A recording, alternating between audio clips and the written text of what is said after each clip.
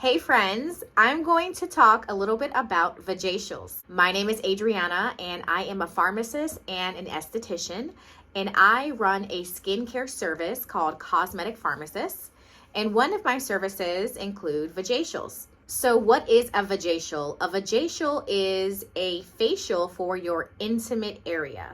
When we think of skincare, we typically think of just our face. We think of moisturizing our face, exfoliating our face. We spend so much money on advanced facials, but we don't pay attention to our intimate areas. So this is really where Vajacials come into play. So Vajacials, very similar to facials, depend on what your goals are.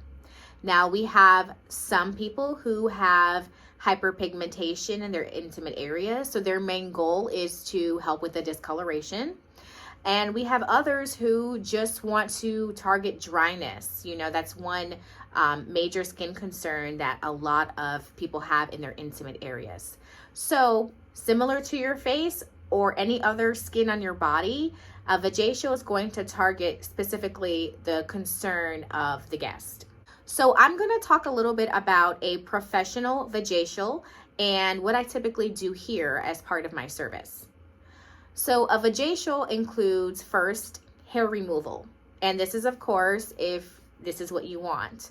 So depending on how much hair you want removed, we will go ahead and wax the area, based on if you want a bikini wax or a Brazilian wax. So that would be the first step in treatment. After removal of the hair, we'll go ahead and cleanse the area.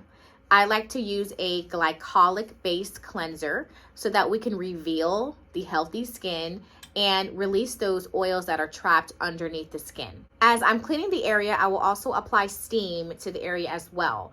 And this is going to help soften up the hair follicle so that if there are extractions that need to be done, they will be easier to remove. Once I'm done cleansing the area, I will apply an exfoliating scrub mask to the area. This mask will contain retinol, malic acid, and also jojoba beads. This combination will help break up any clogged pores as well as gently exfoliate the area.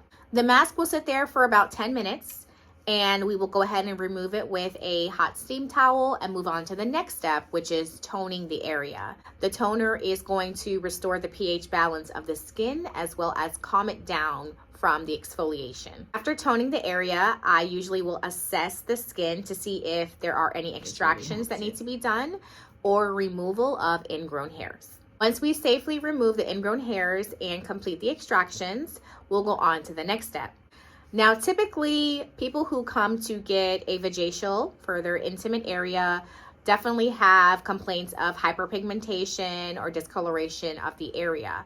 So usually around this step, I will apply some sort of brightening cream that contains vitamin C. And then the final step is to apply a moisturizer. And after this, the Vajacial is done. So the Vajacial can take about 60 minutes, really depending on, what's going on and what your goals are.